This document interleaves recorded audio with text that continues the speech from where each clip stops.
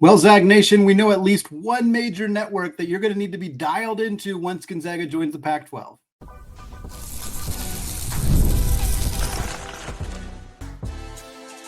You are Locked On Zags, your daily podcast on the Gonzaga Bulldogs. Part of the Locked On Podcast Network, your team every day. What is going on, y'all? Welcome into the Locked On Zags podcast, part of the Locked On Podcast Network, your team every day. I'm your host and longtime Gonzaga podcaster, Andy Patton, here to bring you news and updates on all things Zag athletics. Today's episode of Locked On Zags is brought to you by FanDuel. Right now, new customers can get $150 in bonus bets when your first bet of $5 or more wins. Well, Chet Holmgren bested Andrew Nemhard to become the first Zag to start for an NBA championship winning team. We're going to talk about Chet's record-breaking performance in these NBA finals, the devastating loss for Indiana, what's next for Andrew Nemhard, what Tyrese Haliburton's injury could mean for the Indiana Pacers, and maybe a reunion of a couple of brothers. We'll get to that to close out the show. But we start with the big news that came out on Monday morning, right as I was recording the Mailbag Monday show. So we talked about it briefly on that show. We're going to get more into depth on that here. That is the news that CBS has become the flagship media partner for the Pac-12 conference that, of course, Gonzaga will be joining alongside the 5 Mountain West schools, San Diego State, Boise State, Utah State, Colorado State, Fresno State, and, of course, the 2 returners in Oregon State and Washington State. The deal with CBS is for the next 5 seasons, extending through the 2030-2031 academic athletic school year. So this is the deal that's going to be impacting Gonzaga's first at least 4 years in the Pac-12. The financials have not been released. We'll get that out of the way right now. We do not know the amount of money because this is only a portion of the Pac-12's media rights deal. For those who are maybe new to this conversation, the Pac-12 is going to have at least 3 to 4 different media partners that make up the package of the media rights deal for the money that's going to be distributed evenly among the full member institutions of the Pac-12. So the CBS is going to end up partnering with probably the CW, probably ESPN, probably a streaming service. That has been what has been reported or rumored or speculated on, that it'll be CBS, CW, ESPN, and then maybe a fourth party. Maybe it's Amazon, maybe it's Max, maybe there's not a fourth party. We're not exactly sure on all the details there, but it was pretty widely kind of expected that CBS was going to be the kind of main media partner with the Pac-12. And there are a couple things to break down on this, couple various different things to talk about for this specifically regarding Gonzaga. CBS and Paramount Plus are going to air Pac-12 championships for football and basketball. That we know. The championship for the Pac-12 in those 3 key sports, because it'll include women's basketball, will be on CBS. It does say Paramount Plus. That's something I'm curious about. How much are they going to lean on Paramount Plus as a streaming service for some of these games? One of the things that the Pac-12 has been very adamant about, Tyrese Gould, the commissioner of the conference, has said this time and time again. Sources have indicated this to reporters like John Canzano and John Wilner, who cover the conference, that the Pac-12 is looking at exposure and being in more households over the financials. It does not mean that the financials are not important. They're obviously incredibly important, but their main goal, and this comes from the conversations they've had with the ADs and the presidents of these various universities in the conference, is that they want to get their sports in front of as many people as possible. CBS and, again, the CW, which is not reported yet, but are places that most people have in their house. Most people can access the CW for free. Most people can access CBS for free, or the CBS Sports Network for free, or through whatever cable package you have. Free is not the right word, but you already have access to it, most likely. Paramount Plus is not that. So that's why I'm curious, how much are they going to use Paramount Plus? In my estimation, and this is just firing from the hip without even seeing the full media rights deal, I feel like Paramount Plus is maybe where they house some of the less desirable sporting events. Like if it's still going to be football or men's basketball, that's like maybe where you get a basketball game between Fresno State and Texas State if they end up joining the conference. I don't think Gonzaga ends up with a lot of their games on Paramount Plus. I do think As we have seen reported here, the Pac-12 is going to have this is a direct quote from John Canzano, from a source reported to John Canzano, who says the Pac-12 will have, quote, consistent regular season presence on CBS Sports Network. Gonzaga's had quite a few basketball games on CBS Sports Network. Typically, Rich Waltz and Dan Dickau are the guys on the broadcast for those games. We saw like San Francisco played some CBS Sports Network games. Like there's other WCC schools that were on the CBS Sports Network. So I would not be surprised to see Gonzaga fairly regularly on both CBS's flagship channel and on the CBS Sports Network. Probably less so on Paramount Plus, just based on what I'm kind of assuming, especially if ESPN is one of the other partners. That's something that I'm very kind of anxious to find out, because that's generally been the assumption, is that ESPN is going to get involved with the Pac-12, mostly because they want to clean out some of the bigger events. They want Boise State football. They want Gonzaga basketball. They may not care that much about everything else, but they got some TV slots, late night TV slots, that right now they don't have any coverage for football during football season and basketball season. So if they're like, well, we don't have a game that's going to start at 8 p.m. on a Saturday night, we better get involved with the Pac-12 so we can grab whoever Gonzaga's playing. Throw Gonzaga versus Colorado State up on ESPN because you're going to do numbers, because Gonzaga always does numbers. I feel like that's maybe where ESPN is going to come into play for some of these basketball games, because we know Gonzaga and ESPN have had a long relationship. It has been a good relationship. I know many of you are probably shaking your head right now, and I get it. ESPN is frustrating to deal with at times, especially because they have not adjusted to the fact that college basketball games are not done in a tight 2 hours, and so that these games are always starting late. That's probably going to continue to happen, but I do believe that ESPN will be fairly heavily involved with Gonzaga. But until we see them officially part of the new Pac-12 media deal, we just can't know that for sure. But I can't imagine they're going to leave their boys, Sean Farnham and Dave Fleming. They can't leave those guys hanging out to dry. They got to bring them in and get them calling some games. Farnham's got to get himself back to the Davenport so he can get himself that flatbread. We can't be hanging those dudes out to dry. So we got to find a way to make sure that happens. Again, prioritizing reach, prioritizing kind of getting these teams, these programs that have been in the Mountain West for the most part, or have not been the most desirable Pac-12 schools, Oregon State and Washington State, getting them out, getting them involved, getting them in front of as many people as possible makes a ton of sense. I think CBS, CW, ESPN totally fit that. And again, we don't know those other partners, but we know CBS, and we know that that's going to be an endeavor that works well for the Pac-12.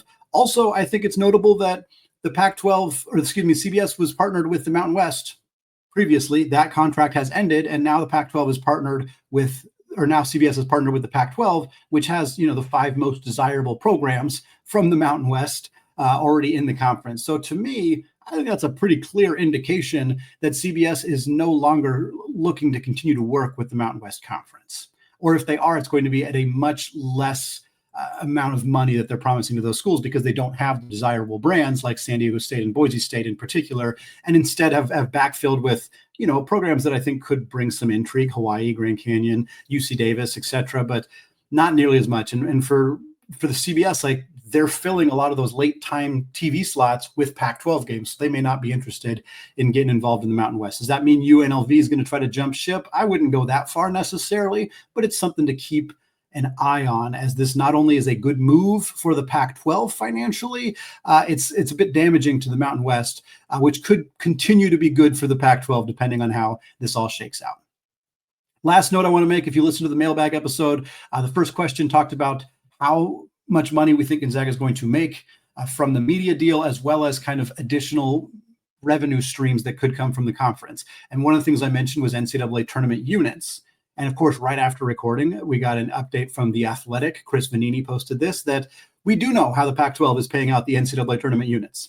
And the report from him is that every NCAA tournament unit earned by that school, they will get half the money. The other half of that money will be spread among the other programs in the conference. Let me give you an example. Gonzaga makes the NCAA tournament in 2027.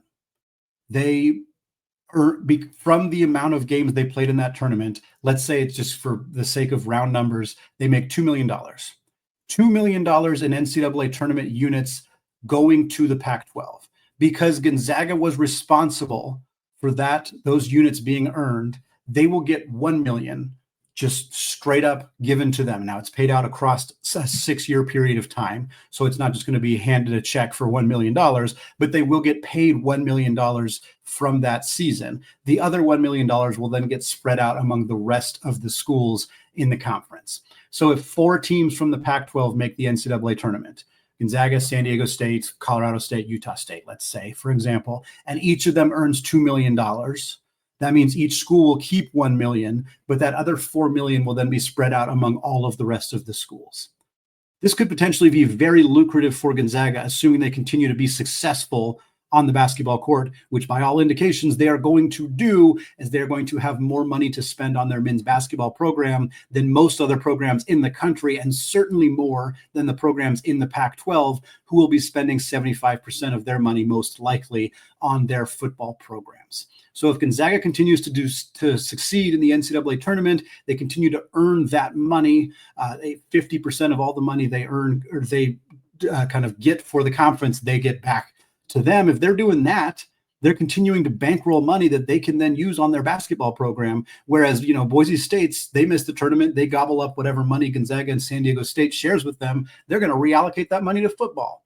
So that's going to continue to be an issue for them, continue to be a situation that's advantageous for Gonzaga. Obviously, these programs cannot just crumble and be a new WCC. I don't think that's going to happen, mind you. I would be remiss if I didn't say trying to predict anything that's going to happen in college athletics in the next couple of years is a little bit difficult to do. But I think that Gonzaga is going to still be in a better, more competitive conference. But more than that, they're going to be able to allocate significant amounts of money to their basketball program, and more than their competitors, which should keep them up on top in the new conference starting in the 26-27 season. We'll have much more on this, much more on the media deal, much more when we start getting financials. This is a heavy talking point for the rest of the offseason and into the season and into next offseason as well, before Gonzaga actually starts in the Pac-12. But this is a very good jumping off point and a positive news development for the Pac-12 at the end of the month of June. Well, folks, Chet Holmgren did something in the NBA Finals that has not been done since Tim Duncan 20 years ago. We're going to talk about that and more coming up in just a second. But first, folks, summer sports, they are in full swing right now. Whether you're all about baseball under the lights, golf out on the green, or high-stakes soccer action, FanDuel is the best way to make every sporting event just a little bit more exciting. And if you're already following the action, then why not make it a little bit more thrilling? With FanDuel, you can get in on the game while your friends are getting sunburned out at the beach. You can use FanDuel to track your favorite matchups, and the app keeps it fresh with new daily promotions and fun ways to bet. It's easy to use, fast to pay out, and makes even regular season games feel like must-watch events. So whether you're placing a same-game parlay or watching a bet right out into the 9th inning, FanDuel makes it easy to feel like you're part of the action. Folks, Gonzaga's odds for the 2026 National Championship dipped just a little bit. They were plus 3,000. They're now down to plus 3,500. So if you've been waiting to drop that money down, well, if you're doing $5, you can make $25 more if this bet comes to fruition. And like we said, if you're a new customer to FanDuel and you win that first $5 bet, you get $150 in bonus bets. So open the FanDuel app today or visit FanDuel.com/lockedon to get started. All right, folks, segment 2, still Andy Patton, still Locked On Zags podcast, and we are moving away from talking about Gonzaga's move to the Pac-12 and the relationship the Pac-12 now has with CBS as their flagship media rights partner. Again, we'll get more into this conversation, but right now we got to talk about the NBA Finals. Game 7, Sunday night, Oklahoma City, Indiana.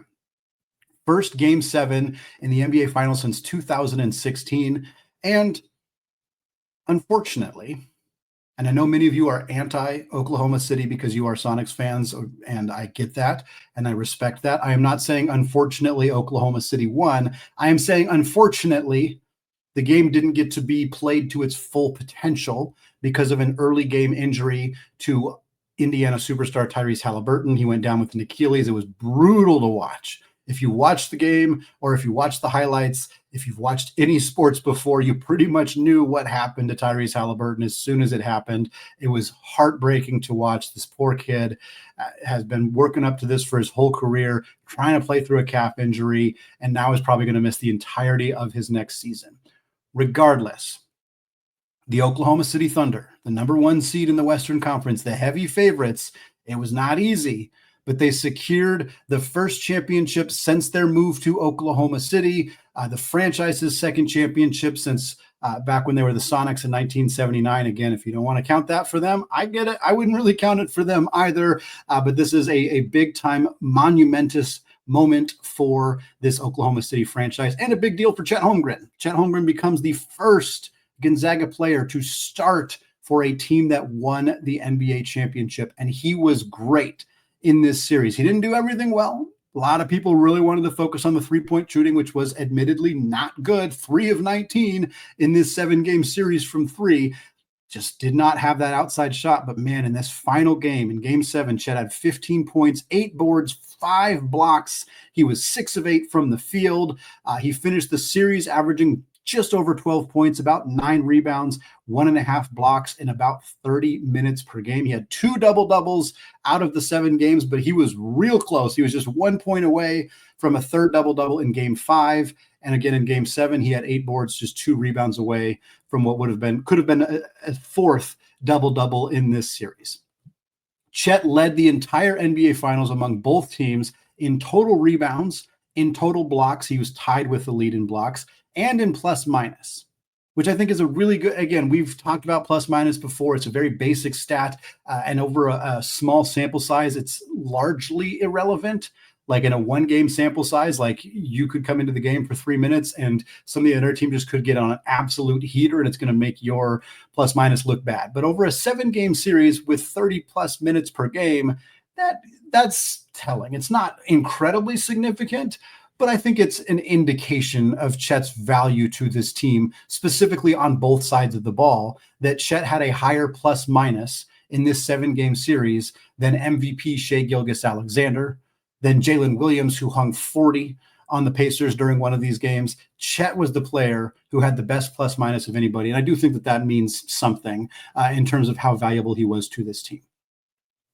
A couple other fun facts for you. Chet Holmgren is the youngest player to record 10 or more blocks in an NBA Finals series since Hall of Famer and upper echelon great Tim Duncan did this with San Antonio in a series win over the Detroit Pistons back in 2005. In the last 20 years, no player as young as Chet Holmgren has had 10 or more blocks in an NBA Finals, and the last guy to do it was one of the greatest of all time in this sport. Expanding this throughout the entirety of the playoff series, Chet Holmgren, who finished with 42 blocks in the entire playoffs, became the youngest player with 40 or more blocks in a playoff series since another former Oklahoma City great, Serge Ibaka, had 43 blocks in the 2011 NBA playoffs. So Chet's impact defensively, his impact around the rim, very apparent in his performance during this finals. And again, you can nitpick the three-point shooting all you want, what he did defensively. And it's not even just the block shots. Again, for those who watch these games, he gets switched out onto guards and keep them in front of him. He forced Pascal Siakam into a pass that Shai Gilgeous-Alexander blocked the shot after the pass was made. And Siakam thought, I'm just going to take him off the dribble and couldn't do it, was unable to get any space. He's just such a dynamic, impactful player with his footwork and his lateral mobility and his ability to use his body without committing fouls. It's really a true joy to watch what Chet is able to do defensively. And I feel for people who cannot see the value that he brings to this team, particularly on that end of the floor. Chet becomes, like we said, the first Zag to start for an NBA championship winner. He's actually just the third Zag to ever start in an NBA Finals and the second in the Mark Few era, alongside his former teammate, Andrew Nemhard, who, of course, started for the Indiana Pacers in this series. We'll talk more about Nemhard in the final segment, but the other Zag to start in the finals was, of course, the great John Stockton. Stockton started in both 1997 and 1998 for the Utah Jazz, 2 6-game series that they lost to the Chicago Bulls when they went back-to-back. Stockton was great in both these series, averaged 15 points, 9 assists, 55% effective field goal rate in 97, and then 10 points, 9 assists, 51% field goal rate in 6 games in 1998. But unfortunately, the Utah club could just not get past the juggernaut that was Michael Jordan, Scottie Pippen, Dennis Rodman, and those electric Chicago Bulls teams. Next on that list is Kelly Olynyk, because Kelly played for the Miami Heat in the bubble championship in 2020 against the Los Angeles Lakers. And Kelly's numbers are pretty comparable to like Nemhard's numbers this year. He averaged 11.5 points, 6 boards, 1.5 assists, shot 41% from three. But Kelly didn't start for Miami. He actually came off the bench in all of the games in that 6-game series, even though 2 of the games, I think he played more than 35 minutes a game. So he was like clearly one of their 5 best players, just wasn't actually in the starting lineup. Chet also becomes the 4th Gonzaga player to win an NBA championship and the first by a massive margin to make any kind of impact in the NBA finals. It's kind of become comical how little Gonzaga players have competed for the teams that they have won a championship with up to this point. Chet joins Adam Morrison, Ronny Turiaf, and Austin Daye in having a championship ring from his performance in the finals. Morrison has 2 rings, both with the Los Angeles Lakers. He didn't even appear in a finals game, didn't even appear in a single game in the finals. In fact, he only played 13 total minutes in the playoffs in 2010, had 8 points, 5 boards, and an assist. None of those were in games in the finals. Ronny Turiaf won a ring in 2012 with Miami, but he also was on a 2008 Los Angeles Lakers team that lost to Boston. For the championship that he won with Miami, he only played 3 total minutes in that in that final series, grabbed 1 rebound, but he did play 6 games, 10 minutes per game, and averaged under 2 points in the 6 games against Boston back in 2008. And then Austin Daye won a ring with the Spurs in 2014, played 5 minutes in a game against Dallas in the semifinals, but did not play in the NBA finals. So to be clear, Chet Holmgren has won the 5th ring for a Gonzaga player. Morrison had 2, Turiaf has 1, Daye has 1, Chet becomes number 5. Those players combined to play 3 total minutes in the actual NBA finals with which they won a ring. And those minutes were all played by Ronny Turiaf in Miami's blowout Game 5 win over Oklahoma City in 2012. That's it. So Chet, once Chet and Andrew had each crossed 4 minutes of playing time, it became clear that whichever one of them won the championship was going to be the most impactful, most involved player from Gonzaga to ever win an NBA championship. That, of course, goes to Chet Holmgren, but not because of anything Andrew did or did not do. He played his heart out. It was a devastating way for this playoff run to end for Indiana. And we're going to talk more about Nemhard, give him some of his flowers, talk about what might be next for the Pacers coming up here in just a second.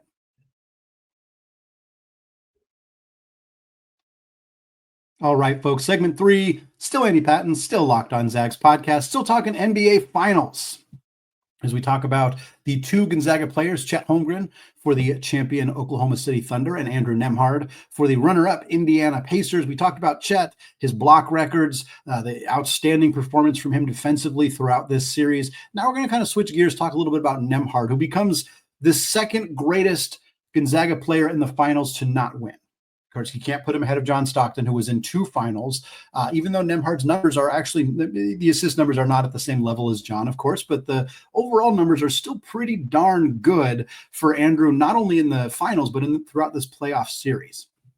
In Game 7, Nemhard, of course, had to step into a bigger role following the injury to Tyrese Haliburton, which happened with 4 minutes left in the first quarter of that game. Nemhard ended up finishing his final game of the season with 15.6 assists, 5 rebounds, shot 4 of 10 from the field, although that was 2 of 3 from beyond the arc. In the 7-game series, Nemhard averaged just under 12 points, just under 4 assists, 3 rebounds, 1.3 steals, shot 11 of 26, which is 42.5% from 3, was also 50% on his 2-pointers. Tremendous performance from Andrew in the NBA Finals. He was also good throughout the playoffs. Again, 11.7 points in the finals, 11.8 in the playoffs overall, just under 5 assists, 45% from 3. In the entire playoffs, Nemhard took 64 threes and he banged 29 of them. That is outstanding for Andrew Nemhard, a regular season 33% shooter, but when the lights get a little brighter, when the playoffs are on, when it's win or go home, do or die, Andrew Nemhard is a knockdown, lights-out three-point shooter, and we saw that last year in the playoffs, and now more definitively than ever, we saw that from him this year in the playoffs as well. And obviously, I've already mentioned a couple of times the devastating injury for Tyrese Haliburton, an Olympian, one of the best players in the NBA, a likable kid who unfortunately he suffered that calf injury in Game 6, and there was never really any doubt that he was going to play Game 7. You just don't rest. You don't bench your star player in Game 7 of the NBA Finals. You can't do it. Like it's not. I mean, unless he absolutely could not go, I think you had to play him. But this was the risk. Calf injuries, when they're not properly healed, can lead to Achilles injuries. It's not like this is the first time that it has happened. And I want to be clear, I am not blaming anybody for this. I am not saying they made a mistake in playing him. I am just saying they took a risk.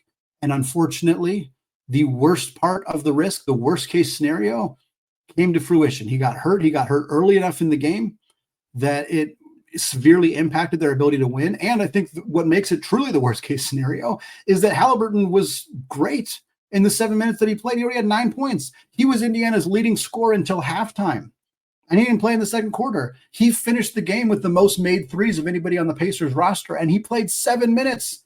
He was 3 of 4 from 3 in the first 7 minutes of this basketball game. I cannot think of a more tragic way. If I was writing this, like the amount of different variables, like it almost feels unbelievable how distressing and just sad and heartbreaking this was for Haliburton, for the Pacers. And again, the whole story of Oklahoma City being kind of the villains. They're the Goliath. They're the heavy favorites. They play a style of basketball that not everybody likes to watch all that much, drawing a lot of fouls, playing tough physical defense. I don't dislike the style as much as everybody else does, or as a lot of people do, but I get why it's not as appealing, especially when Indiana was kind of this fun, plucky underdog team, easy to root for, a lot of gritty players. Like, it just felt like it wasn't supposed to go this way. It actually reminded me of one of my favorite Onion articles of all time that's related to me as a Detroit Tigers fan.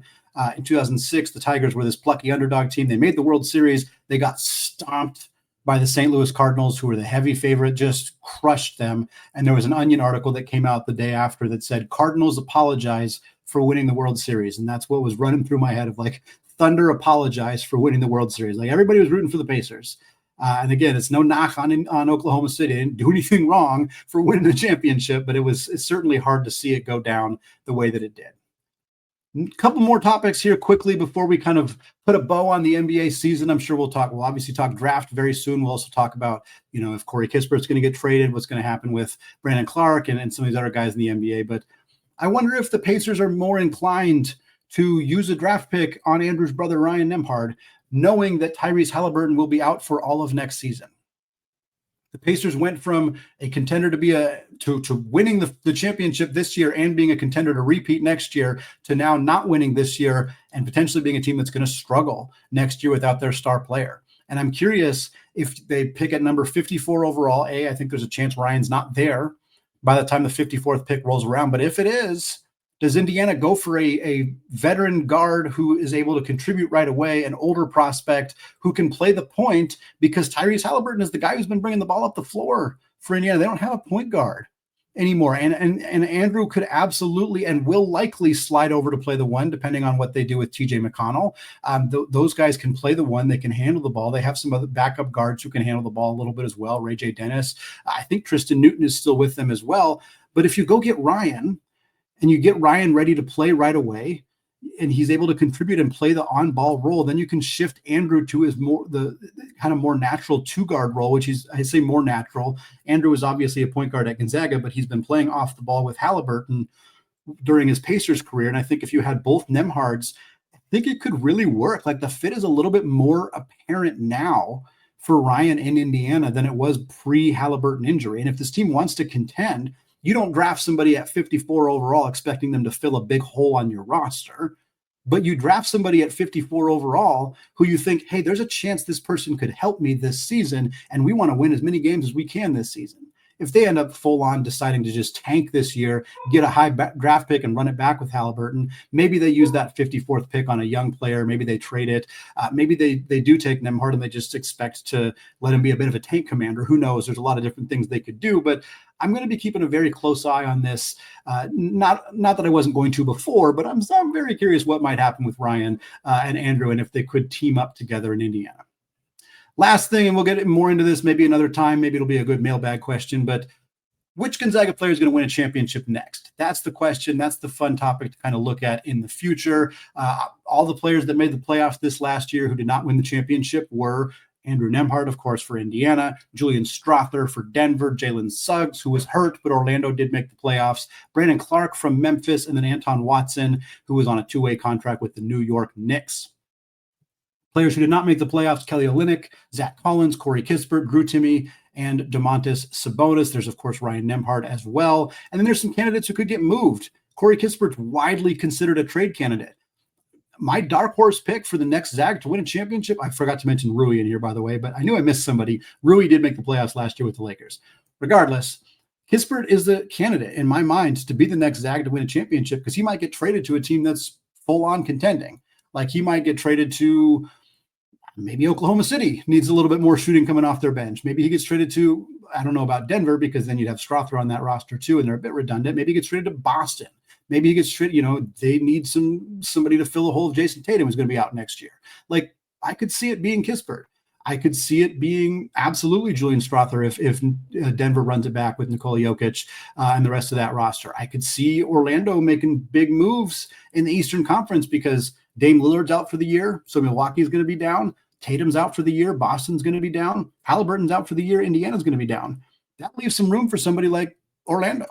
That leaves some room for somebody like Cleveland who doesn't have a Zag, but maybe they draft Ryan Nemhard. Maybe he's the guy who ends up doing this. Maybe they trade for Corey Kispert. Who knows?